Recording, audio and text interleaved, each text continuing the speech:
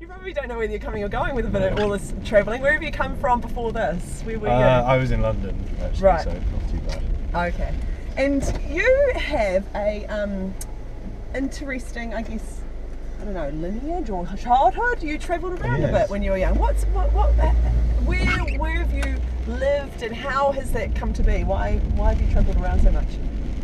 Well, the simple answer is my father worked for an insurance company. I was picking military. No, okay. There are a few people who think that he was a spy. He's never really admitted this, but he worked for an insurance company, and it was a global company with offices abroad. And my mother and father, they both decided that they were happy to travel around. So their first posting was Saudi Arabia, which is pretty special. And then they moved around the world, and so I was born in Jamaica when they moved on there. Okay. And then various other places. So did you pick up a bit of the language and the customs of each of the places you've lived, or not really? It's all distant certainly not the Caribbean. I think a lot of people expect me to have an interesting accent, which I certainly don't. But yeah, I suppose the one place which really stuck with me more, because I was old enough to remember more of it and to understand more of the culture of Japan. Right. I mean, it's just an amazing place. The combination of the strong culture and the culture of respect, for example. But then the high-rise city life combined with the countryside and everything. It's just a wonderful, wonderful place. And that's where I learnt to play both instruments that I used to play as well, the trombone and the piano. So. Do you, you've obviously travelled around a bit, and certainly in your career now, but is there anywhere you haven't been that you'd love to go? Oh, I don't know. Well, I'm looking forward to conducting the States. I think that'll be something to look forward to in my career. I conduct an awful lot in Spain, for example, and around Europe. I think the whole process of working in other languages is something which is perhaps not fully understood, the extra level of stress that adds to a normal week's work, because just the level of focus in working in another language which you don't speak fluently is it adds something to it. And so to work at somewhere like here or the States, for example, to be able to work in English and still feel that element of comfort, it can add an extra level of enjoyment to it. Right.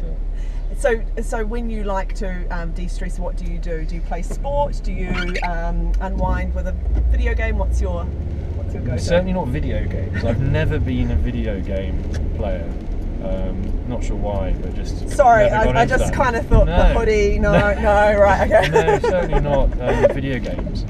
I guess I'm lucky with that. It must have been just the way I was brought up, but. Sport-wise, it tends to be quite random sports. I always had a knack for pool, for example. Oh yeah. Whilst I was at music college, far too much time not practicing and instead at the bar or on the pool table.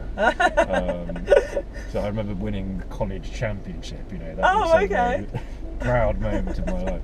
But yeah, I spent an awful lot of time playing pool, but skiing as well if I get the chance. So I've brought my skis over to New Zealand. I heard because you're here for a couple of weeks with us. So. Yeah, I mean, if you come all this way, I think it was about at least 26 solid hours travelling on the way here. You think, well, you might as well make the most of it. So I've got a few days off in the middle to drive up and see the Bay of Islands, and then tagging on about 5 days in Wanaka skiing.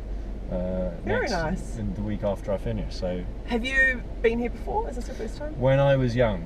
Right. Okay. It was probably the first holiday as a family that I remember very clearly, the landscapes and things. Before then, I was just falling asleep in the car. But we, it was when we were living in the Far East. We came down to New Zealand at Christmas time, and my mother packed a little miniature Christmas tree, about this big, and a bit of Christmas cake, and we rented a camper van and drove all the way around the South Island and came to visit some friends of theirs in Auckland, actually. Right. Okay. So.